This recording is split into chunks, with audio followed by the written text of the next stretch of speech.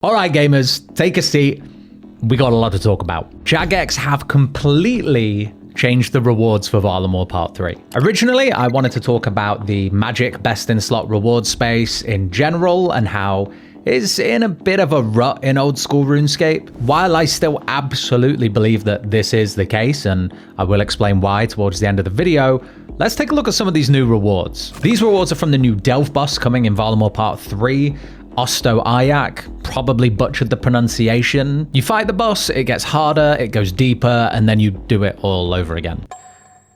Could have phrased that better, definitely. But basically, you'll fight this boss consecutive times in one run. Each time you do, it gets harder, gets new mechanics, gets stronger, your reward potential goes up. As someone who is currently extremely addicted to the Colosseum, I think this type of gameplay is super fun, kind of roguelike, and it's my favorite. It's my absolute favorite, so I'm really excited for this. But real quick, here were the originally proposed rewards from this boss. A catalyst to combine all best in slot boots into one, a magic cape upgrade, later replaced by a magic necklace upgrade, and an upgrade to throws that turn them into boomerangs. Don't ask. Don't ask. The community, a bunch of other creators weren't too happy about this, thought they were just kind of uninspiring and just power creep for the sake of power creep, not really inventing anything new. So, you know what? Jagex took that personally. And they have been absolutely cooking with these new rewards. First up, new boots. An upgrade from our current trifecta of best in slot boots is locked in. These are the Avernic Treads. Now, previously we had to combine all our boots and a catalyst for this, but now we're just getting straight Avernic Tread drops from the new boss. The stats are honestly pretty insane across the board. Sure, when you compare the base boots to like primordial boots, they're actually kind of worse other than the accuracy bonuses, but generally speaking, these are best in slot for range, they're tied pretty well for magic, and they can be upgraded. The way you upgrade it is just by using one of the Cerberus best in slot boot upgrades with the base Avernic Treads. Each one you add on kind of gives it a boost in that style. If you add all of them, it eventually looks like this, and these stats are pretty insane. Most notably, it's a huge buff to range strength, which no other range boot item previously had. All in all, I think these boots are really nice. You know, cutting out a boot switch if you are so inclined to bring a lot of switches to raids is a really nice quality of life change. I think they look pretty cool, although I mean, I'm not sure about those wings, but they almost look like they should be a reward for the new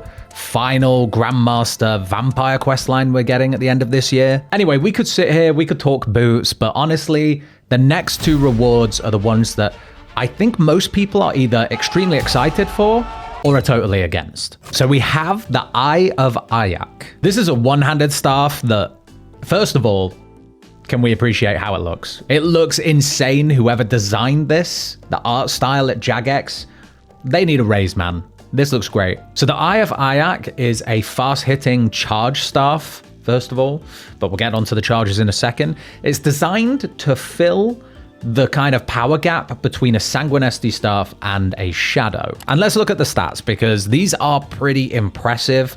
30 magic attack makes it the second most accurate one-handed magic weapon in the game. Due to it being a one-handed magic weapon in the first place means it doesn't invalidate some of the great offhand magic damage options we have. And actually running this through a couple DPS calculations, while the item itself lacks any magic damage, if you pair it with, 99 magic and max magic gear, it's capable of hitting in the 40s, and this is on a 3-tick basis. Honestly, that's kind of crazy, but I'm going to bring us down here. I'm going to bring us down softly. It is only 6 range. Now, I'm going to come back to all the things I don't like, but can we just put a pin in that? 6 range.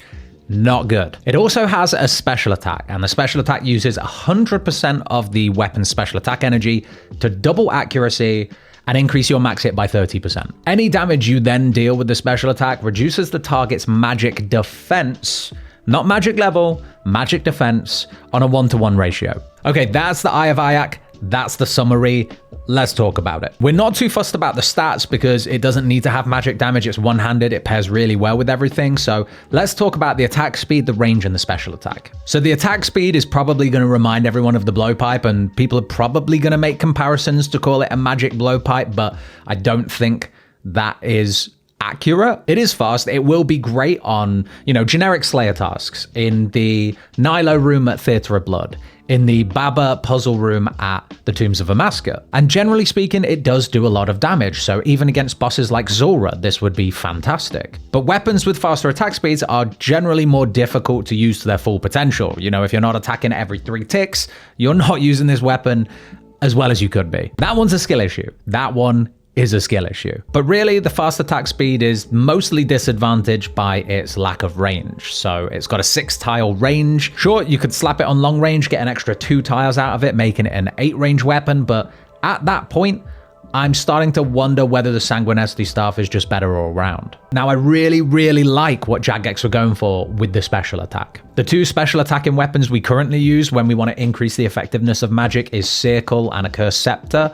Both of those reduce a target's magic level rather than their magic defense. So in a way, I think what they're going for here is a magic special attack that doesn't disadvantage other people you might be raiding with. So probably more geared towards group content rather than, effectiveness in solo content. I don't know why you would do this, but if you're in a raid with someone using a Twisted Bow and you're using a Shadow and you use a Circle or a Cursed Scepter ult, you're going to advantage yourself, but disadvantage them by reducing the target's magic level. Now, the Eye of Ayak does need to be charged. It is a charged staff, unfortunately, and the rune cost for this is excessive for a 3-tick weapon. 2 death runes and a chaos rune. This is attacking on a 3-tick basis. This is incredibly expensive, but luckily there is a second method for charging this staff, and that is using Demon Tears. Demon Tears are a new resource drop from Osto-Ayak and will be used to charge this staff, as well as used in crafting the boot upgrades and our next reward, the Confliction Gauntlets. They're a straight upgrade from the Tormented Bracelet. To upgrade it, you'll need a cloth drop from the new Delve boss, some Demon Tears, 70 smithing, and 83 crafting, but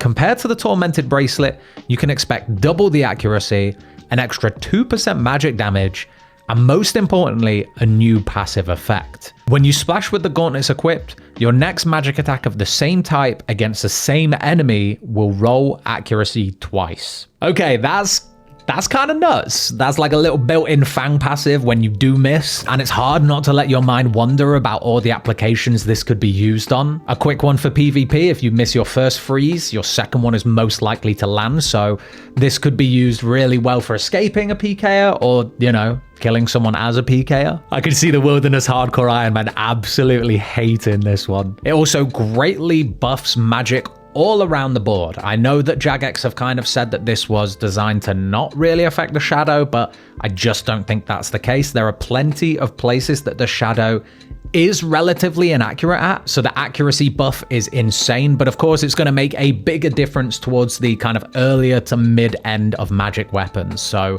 the Trident will become a lot better. It could also really benefit people who maybe don't have many magic switches to bring into a raid, or let's say you're learning a raid and you need to bring more food over magic gear, and you could bring these gauntlets to kind of make up for a lack of accuracy. That's huge. That's really, really a big buff to people who don't want to bring excessive amounts of switches. Now, of course, the elephant in the room has been patiently sitting there waiting for me to discuss it, and that is the increase in magic damage on these gauntlets. And what I really mean is the impending power creep that will be introduced to the game if all of these items pass in their current iteration. Now, I find this whole topic extremely interesting, and there are some strongly opinionated individuals who think that this absolutely shouldn't come into the game, and there are a lot of people who are very excited for it. And when it comes to magic rewards, this takes me back to what I was talking about at the beginning of the video. The reward space is awkward, and this is a symptom of something else. Shadow problem. Now, I would say there are roughly 2 different trains of thought out there when it comes to the Shadow. The first one is the Shadow is fine. It's really not that big a deal. There's not enough places to use the Shadow. It's fine. You're too broke for a Shadow. Don't touch the Shadow. Okay, maybe I mixed in a few too many different opinions there, but they all seem to be in bucket number 1. Train of thought number 2. The Shadow really limits the potential reward space for new best in slot magic items. Now, at the time of recording this video, as of right now, I don't think, I'm going on record to say it, I don't think the Shadow is too strong. I'm torn 50-50 though, because I don't think it's too strong right now, but I do think that it does limit the reward space for magic items in the future. Now, the Shadow will cap out at 100% bonus magic damage from its tripling effect. If all of the rewards from this content pass, we would sit somewhere around 75% magic damage boost, which is kind of crazy, but as you can see, there is still a bit of room there for an extra 25%.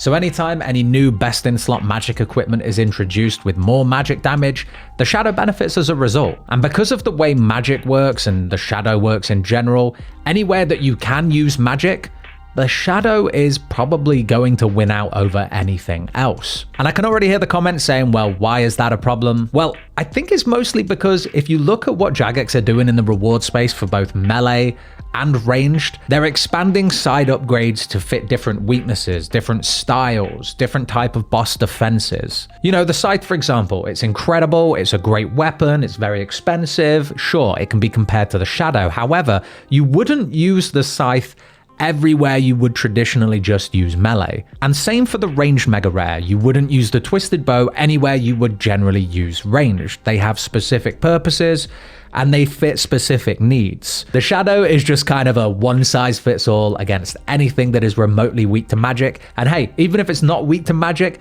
the way the Shadow works just kind of bypasses defense mostly. So that is our issue. That is the Shadow problem. This is quite a contentious topic, and like I said, there are those two trains of thought, so I'd be interested to hear your takes. Let me know in the comments. Does the Shadow problem need addressing sooner rather than later? Does it need reworking? Does it just need a slight nerf? Or do you think that there is enough creative space to expand options within the magic space without really touching on magic damage all that much? Now, there was one last reward, and one that unironically might be the most broken of them all.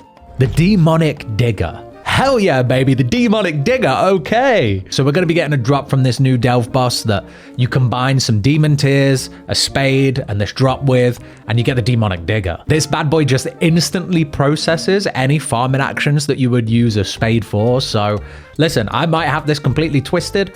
Aren't 95% of farming harvests done with a spade? So we're just insta harvesting now. I love that. I love that.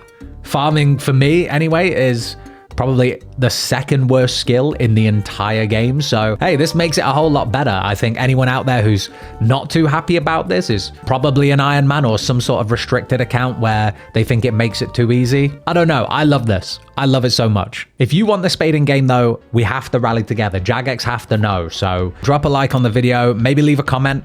We want spade in all caps. We want the spade in all caps. I love that. Don't forget to subscribe. Massively appreciate you all. See you in the next one.